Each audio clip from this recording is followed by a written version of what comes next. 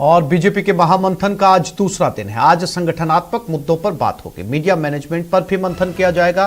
प्रभारी अरुण सिंह इसको लेकर अहम बैठक ले रहे हैं।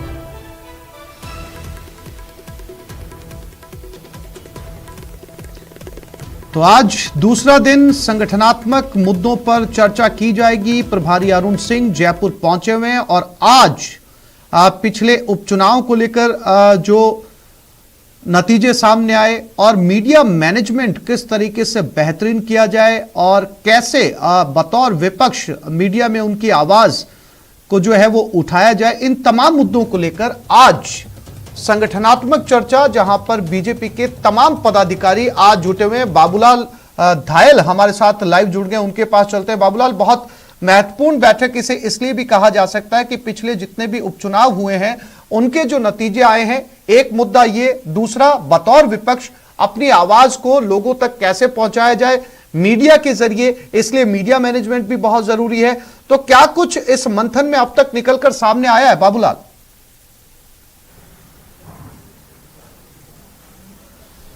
जी देखिए आसिफ, कल प्रदेश प्रभारी अरुण सिंह साफ साफ कह चुके हैं कि प्रदेश नेतृत्व की कोई गलती नहीं है। उपचुनाव में हार की जिम्मेदारी एक तरह से केंद्र ने अपने ऊपर ली है। पार्टी के आलाकमान को अब एहसास हुआ है कि उन्होंने टिकट के बंटवारे में गलती की, जिसकी वजह से पार्टी हारी। यानी कि केंद्र का जो बेवजह का दखल था टिकट के बंटवारे में, वही पार्टी हार का कारण बना। ये पार्टी का शीर्ष नेतृत्व इस बात को कबूल कर रहा है और सतीश पूनिया के नेतृत्व को क्लीन चिट दी गई है कि उन्होंने अपने काम में, अपनी कोशिशों में कोई कमी नहीं छोड़ी। पार्टी हारी है तो इसका दोष अकेले सतीश पूनिया के माथे पर नहीं मढ़ा जाएगा। मेरे साथ में स्वर्ण सिंह बगड़ी है। बगड़ी साहब, आज सारे संगठन के पदाधिकारियों को आपने बुलाया है, क्या लगता है जो कमियां रह गई उनको दुरुस्त करेंगे आने वाले चुनाव में आप? देखिए, अभी माननीय अरुण सिंह साहब का यहाँ राजस्थान में प्रवास है। कल भी यहाँ बैठ के रहे, आज भी अभी प्रदेश पदाधिकारी और मोर्चों के प्रदेश अध्यक्ष की अभी बैठक प्रारंभ होने वाली है और उसके बाद में 2 बजे से मीडिया, सोशल मीडिया, आईटी और प्रशिक्षण विभाग के लोग भी बैठने वाले हैं। तो आगामी दिनों में पार्टी की गतिविधियों के बारे में क्या प्रोग्राम होना है, किस तरीके से प्रोग्राम करें। मीडिया को ठीक से आप लोग यानी कि कन्विंस नहीं कर पाए, क्या ये भी आपकी हार का एक कारण था? ऐसा नहीं है, प्रयास पूरे रहते हैं और मीडिया से हमारा जो विभाग बना हुआ है वो भी रेगुलर टच में रहता है। तरह तरह के जो भी कोई भी विषय होता है आप लोगों तक पहुंचाते भी हैं, ऐसा नहीं है। लेकिन जिस तरीके से अभी पार्टी के शीर्ष नेतृत्व अभी बैठ रहा है, विचार कर रहा है और आगामी दिनों में किस प्रकार से राजस्थान में पार्टी नीचे स्तर तक, बूथ स्तर तक जाने वाली है, इसकी रूपरेखा आज इन बैठकों में तैयार। बाबूलाल, एक और महत्वपूर्ण बात भी है, चूंकि सत्ता दल जो है वो दिल्ली में लगातार आलाकमान से मुलाकात कर रहा है और साथ ही साथ सत्ता पक्ष के प्रभारी ने यह तक कह दिया है कि ये सरकार तो चलेगी, साथ ही साथ हम 2023 को लेकर भी तैयारियां कर रहे हैं। एक तरफ 2023 को लेकर तैयारियां हो चुकी है, दूसरी तरफ फिलहाल मंथन चल रहा है। कैसे इस बीच के गैप को पाटा जाएगा?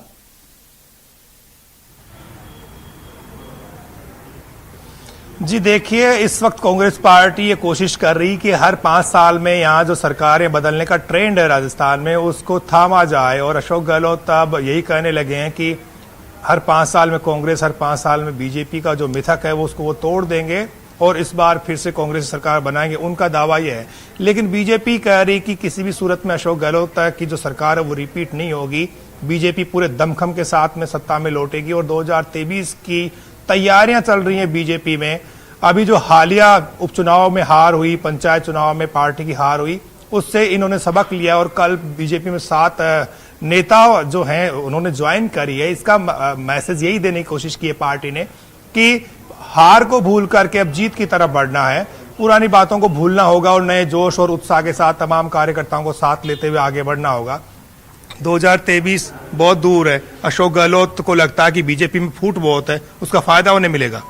बिल्कुल मिलेगा। जिस प्रकार से कांग्रेस आपसी संघर्ष में उलझी हुई है और जनता तक, जहां तक जिस प्रकार से राजस्थान की जनता परेशान है उनकी नीतियों से, वो सिर्फ उन्होंने जो अपना समय या तो होटलों या अंदर बंद होके बिताए या झगड़े में बिताए, लेकिन जो राजस्थान की 8 करोड़ जनता है उनकी कभी उन्होंने सूझबूझ नहीं ली। इसका बदला जनता आगामी चुनाव में बदला लेने वाली। लेकिन श्रवण सिंह बगड़ी, यहाँ पर भी तो सब लोग एकजुट नहीं है, यहाँ भी तो हालात बहुत खराब है पार्टी में? ऐसा नहीं है। भारतीय जनता पार्टी में सभी नेता एक साथ है, एक साथ निर्णय करते हैं, शीर्ष नेतृत्व पर एक साथ मिलकर काम कर रहे हैं। और जिस प्रकार से एक और महत्वपूर्ण सवाल है, आप बीजेपी बीजेपी नेता से पूछ सकते हैं। एक तो ये कि 2 दिनों से ये जो बैठक चल रही है वो कौन से कारण सामने आए तमाम मंथन के बाद में जिसकी वजह से पार्टी को हार का सामना करना पड़ा, एक बात ये। दूसरी बात ये कि वो कौन से मुद्दे हैं जिसको लेकर अब 2023 के चुनाव में जो है वो पार्टी जाएगी ताकि जनता को ये कन्विंस कर पाए कि जो मौजूदा सत्ता है वो जनता का भला नहीं कर पा रही, हम करेंगे। ये 2 बहुत महत्वपूर्ण सवाल हैं। एक तो मंथन में निकल कर क्या आया, दूसरा किन मुद्दों को लेकर जो है वो पार्टी जनता के बीच में जाएगी।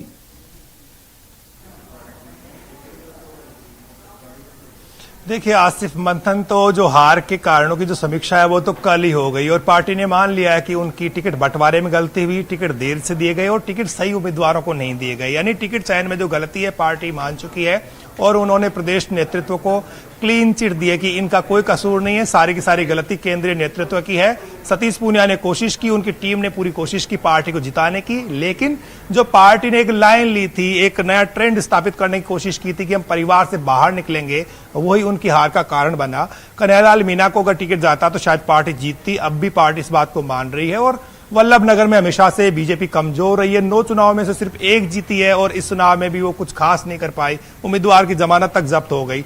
तो बीजेपी ये मान चुकी है कि इन दोनों उपचुनावों की हार से उसके आगे के प्रदर्शन पर, भविष्य के प्रदर्शन पर कोई असर नहीं पड़ेगा। मगर अब सोचना होगा कि आप में जो कमियां और खामियां हैं उसको आप रोज बैठ के करते हैं, अब तक ये दुरुस्त क्यों नहीं हो पा रही? श्रवण सिंह बगड़ी, हालात तो जस के तस ही हैं, कोई ज्यादा बदलाव तो देखने को नहीं मिलता। जी ऐसा नहीं है, पार्टी हर स्तर पे सोच भी रही है। जिस प्रकार से संगठन की गतिविधियां बिल्कुल बाबूलाल, एक बहुत ही महत्वपूर्ण बैठक यहां पर चल रही है। प्रभारी खुद अरुण सिंह यहां पर पहुंचे हुए, क्या कुछ इस मंथन के बाद में निकलकर सामने आता है, इस पर नजर बनी रहेगी और समय समय पर आपसे अपडेट लेते रहेंगे। फिलहाल बाबूलाल, तमाम जानकारी के लिए आपका धन्यवाद।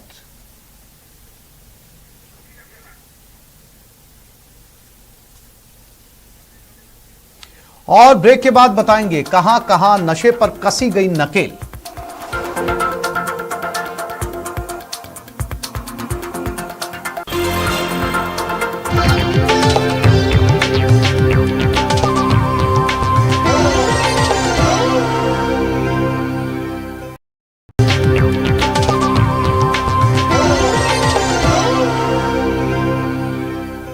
और अब देख लेते हैं 5 मिनट में 25 खबरें। बीजेपी प्रदेश प्रभारी अरुण सिंह ने भाजपा के पुराने नेताओं से मिलना जुलना शुरू किया। अरुण सिंह ने घनश्याम तिवारी के घर जाकर मुलाकात की। रेल मंत्रालय ने बड़ा फैसला लेते हुए फिर रेगुलर ट्रेनों को शुरू कर दिया। कोविड की वजह से पटरी पर दौड़ रही स्पेशल ट्रेन अब एक बार फिर पहले की तरह चलेगी। स्पेशल ट्रेन का चार्ज यात्रियों को अलग से नहीं देना होगा। देश भर में चलने वाली ट्रेन कोरोना संक्रमण से पहले की यथास्थिति में वापस लौट रही है। सभी ट्रेनों से स्पेशल का टैग हटा दिया गया, लेकिन कोविड प्रोटोकॉल को जारी रखा जाएगा। दिल्ली में खराब हुई फिजा ठीक होने का नाम नहीं ले रही। इसी के मद्देनजर केंद्रीय प्रदूषण नियंत्रण बोर्ड ने लोगों को बाहर जाने से बचने की सलाह दी। साथ ही गंभीर वायु प्रदूषण को देखते हुए वाहनों के उपयोग को कम से कम 30% तक कम करने के निर्देश दिए। राजसमंद जिला लोकतांत्रिक तरीके से एक बार फिर शराबबंदी पर मुहर लगाने जा रहा है। मगरा क्षेत्र के भीम उपखंड की ग्राम पंचायत बरार और ग्राम पंचायत हामिल की वैर में शराबबंदी के लिए आज मतदान होगा। केंद्रीय गृह मंत्री अमित शाह आज यूपी के बस्ती में सांसद खेल महाकुंभ का उद्घाटन करेंगे। उनके साथ केंद्रीय शिक्षा, कौशल विकास और उद्यमिता मंत्री धर्मेंद्र प्रधान और प्रदेश के मुख्यमंत्री योगी आदित्यनाथ भी मौजूद रहेंगे।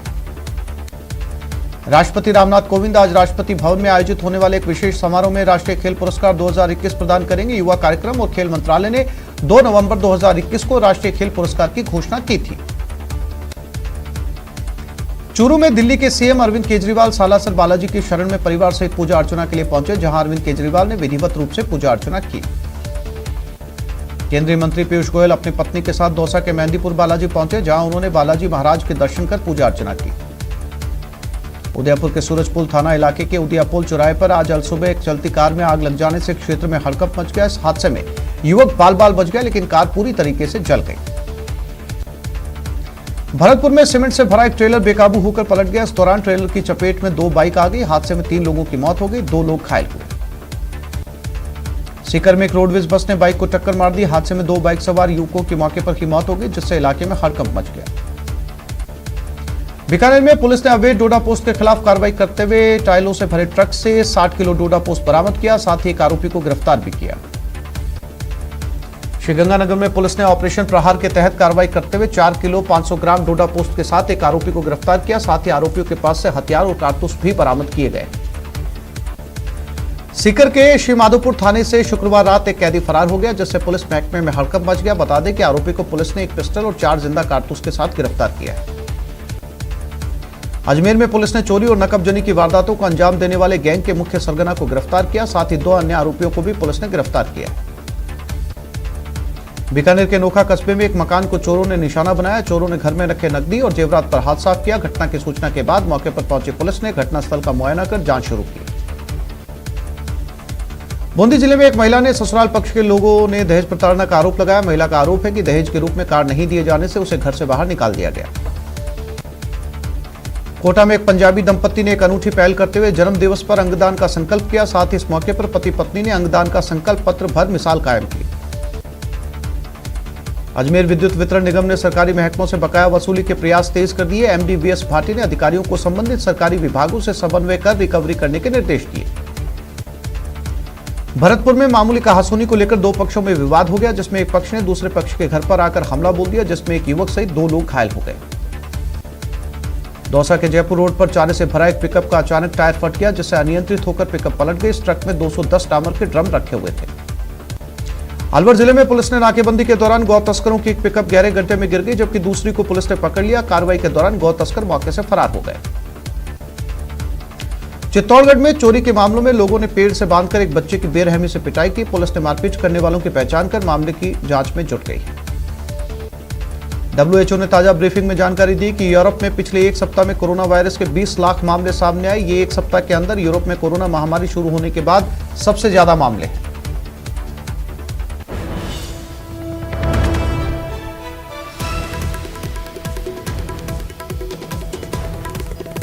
और बीजेपी के महामंथन का आज दूसरा दिन है। आज संगठनात्मक मुद्दों पर बात चल रही है। मीडिया मैनेजमेंट को लेकर भी मंथन किया जा रहा है। प्रभारी अरुण सिंह का आज दूसरा दिन है लगातार बैठक में।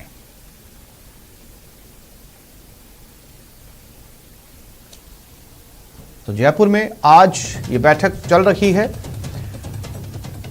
न केवल उपचुनाव में मिली हार को लेकर भी यहां पर जो है वो मंथन लगातार जारी है, बल्कि 2023 में बीजेपी किस तरीके की रणनीति बनाएगी, लोगों के बीच में कैसे पहुंचा जाएगा, मीडिया मैनेजमेंट कैसे बेहतर होगा, विपक्ष कौन से मुद्दों को लेकर जनता के बीच में जाएगा जिसको पूरा करने में सरकार विफल रही है, उन तमाम मुद्दों को लेकर आज इस बैठक में चर्चा जारी है।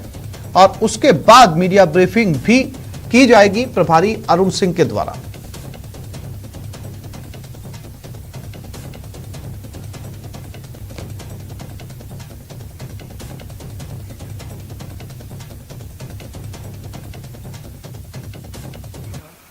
देखिए, ऐसा है कि कई बार कई डिसीजंस किसी न किसी कारण पार्टी भी लेती है, और लेकिन फिर भी हमारी पार्टी इजीली गिव अप करने वाली पार्टी नहीं है, मेहनत करने वाली पार्टी है।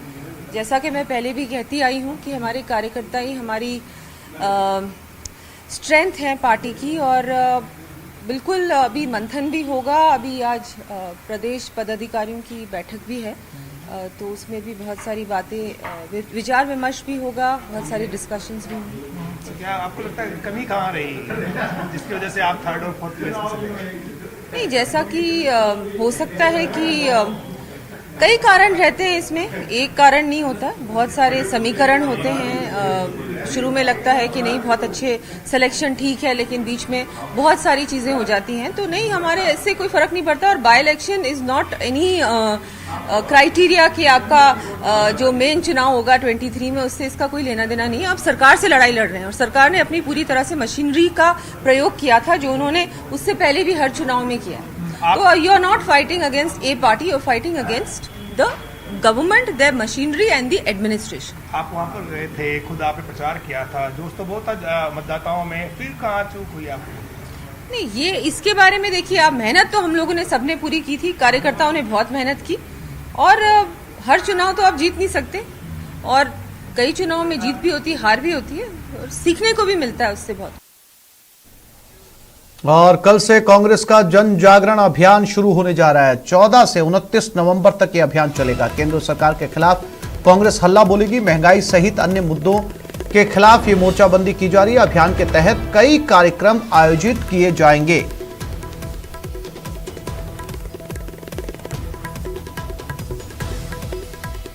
तो एक तरफ बीजेपी की संगठनात्मक बैठक चल रही है और दूसरी तरफ कांग्रेस का जन जागरण अभियान, यानी कि केंद्र सरकार के खिलाफ हल्ला बोल, जिसमें महंगाई सबसे बड़ा मुद्दा रहने वाला है और इसके अलावा कई तरह के कार्यक्रम आयोजित किए जाएंगे कांग्रेस की तरफ से।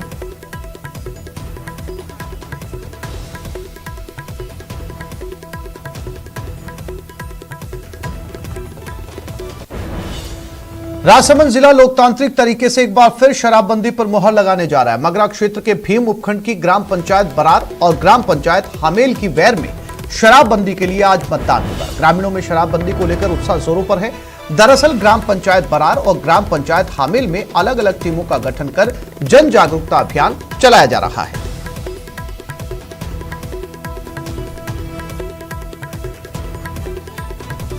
तो ये अपने आप में एक अनूठी पहल है।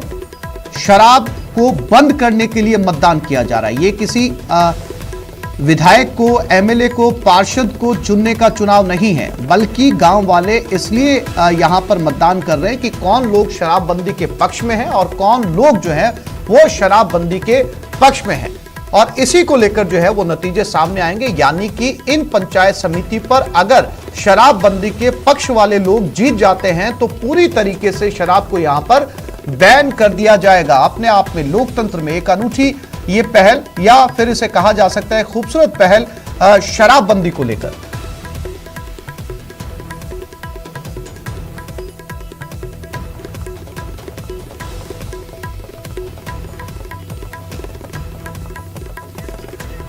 और अलकेश सनाड्य राजसमंद संवाददाता हमारे साथ जुड़ गए, उनके साथ बात करते हैं। अलकेश, एक अनूठी पहल इसे कहा जा सकता है, यानी कि अगर कयास लगाए जाए इस मतदान को लेकर तो ज्यादातर लोग जो है वो दोनों जगह के ऊपर शराबबंदी के पक्ष में ही नजर आएंगे।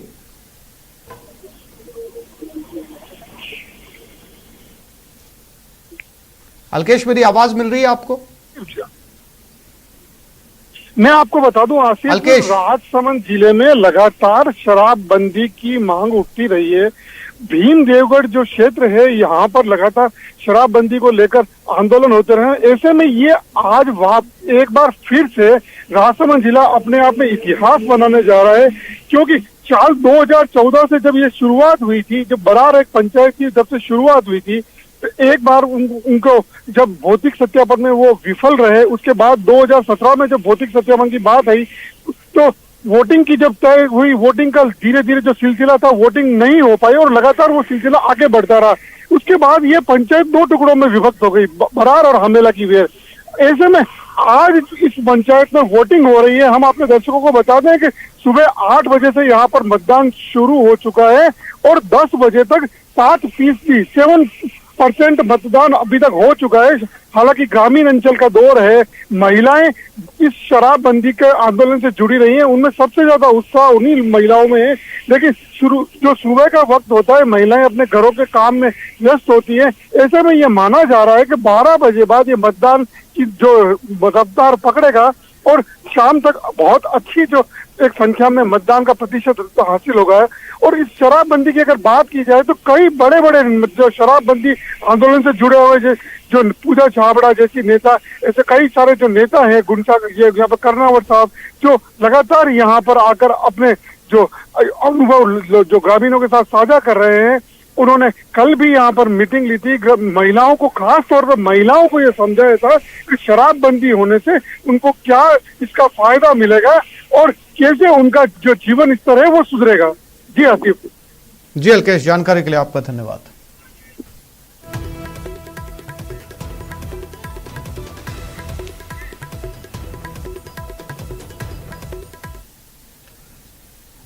और इस समय खेल से खोल किस्मत मुहिम के तहत आज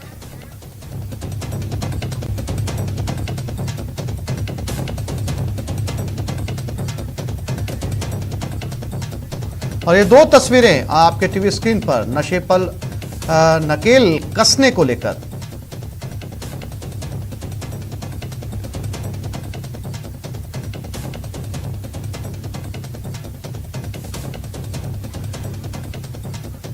बीकानेर श्रीगंगानगर की दो तस्वीरें।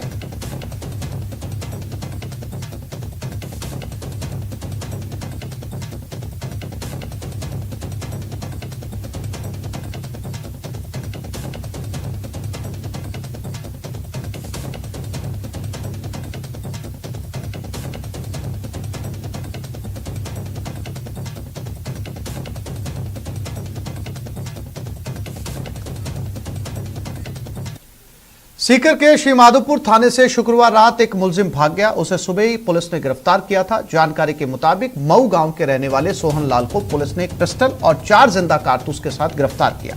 रात को उसने संतरी को शौच जाने के लिए कहा, लेकिन बाहर निकालने पर वो संतरी को धक्का देकर भाग गया।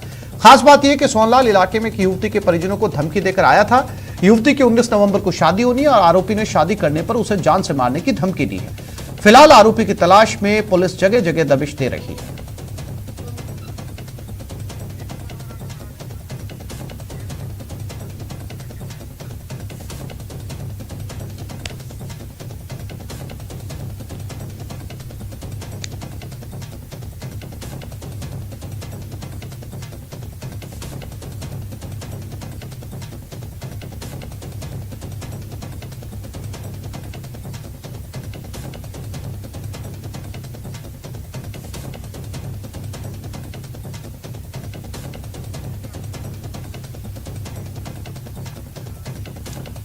खेल से खोलो किस्मत मुहिम के तहत आज बात बांसवाड़ा तीरंदाजी अकादमी की। वांगड़ अंचल तीरंदाजी के लिए मशहूर है। यहां से लिम्बाराम जैसे विश्व स्तरीय तीरंदाज निकले हैं। बांसवाड़ा की तीरंदाजी अकादमी में 30 प्रतिभाएं ट्रेनिंग ले रही हैं, जिसके लिए यहां अकादमी सभी सुविधाएं दे रही है। से लिखेंगे तकदीर, मैदान में प्रतिभाएं बहा रही पसीना। वागड़ में तैयार हो रहे तीरंदाज। वागड़ इलाके में तीरंदाज प्रतिभाओं की कोई कमी नहीं है। इस धरती की माटी एकलव्य की माटी है। यहाँ गांव-गांव, घर-घर, मगरों और पहाड़ों में लिम्बाराम जैसे तीरंदाज बसते हैं। बांसवाड़ा जनजाति बाहुल्य क्षेत्र में तीरंदाजों की एक से बढ़कर एक प्रतिभा थी। मैदान और खेल सामग्री की कमी के अभाव में प्रतिभाएं सामने नहीं आ पा रही थी, लेकिन अब बांसवाड़ा में प्रतिभाओं को तीरंदाजी की ट्रेनिंग दी जा रही है। जिला खेल अधिकारी धनेश्वर मीणा छात्रों को तीरंदाजी के महत्वपूर्ण गुर सिखा रहे हैं। राज्य सरकार के सहयोग से इन खिलाड़ियों को जो उच्च स्तरीय इक्विपमेंट है वो उन्हें मिला है। सरकार ने उन्हें अवेलेबल करवाया है और आज कम से कम 25 से 30 खिलाड़ी इस खेल मैदान में अपनी प्रतिभा का प्रदर्शन कर रहे हैं। बांसवाड़ा में राजस्थान क्रीड़ा परिषद की तीरंदाजी अकादमी चल रही है। आर्चरी रेंज है, इसमें अभी 30 खिलाड़ियों को ट्रेनिंग दी जा रही है। अब खेल के मैदान की सुविधा से लेकर आधुनिक तीर कमान की व्यवस्था भी सरकार ने खिलाड़ियों को दे दी है, जिसके बलबूते से अब तीरंदाजी के प्लेयर दिन रात मैदान में पसीना बहा रहे हैं। मैं 2, 2.5, 3 साल से प्रैक्टिस कर रही हूँ लगातार और अभी स्टेट लेवल पे गई थी जहाँ पर मैंने सिल्वर मेडल जीता है। सर हमें हर एक छोटी छोटी चीज़ बताते हैं, इससे और अच्छी तरह से खेल के ये मेडल जीता है और अपने गांव का, अपने ज़िले का नाम रोशन की। मैं यहाँ पे 8 साल से कर रही हूँ प्रैक्टिस और 8th क्लास से करती हूँ और सर हमको बहुत ज़्यादा अच्छी बातें और कैसे फिजिकल करते हैं सब सिखाते हैं और यहाँ पे बहुत अच्छी तरह से डिसिप्लिन और इन सब चीज़ों का चलता है। तीरंदाजी खेल को बढ़ावा देने और तीरंदाजी प्रतिभाओं को निखारने के लिए ये सरकार का प्रयास सराहनीय है। राज्य सरकार खिलाड़ियों को हर संभव मदद कर रही है। तीरंदाजी में यहाँ की प्रतिभाओं को सही मौका मिला तो वो दिन दूर नहीं जब यहाँ कोई पदकवीर भी निकल सकता है। आकाश सेठिया, न्यूज़ 18 राजस्थान, बांसवाड़ा। तो इस बुलेटिन में फिलहाल इतना ही। नमस्कार।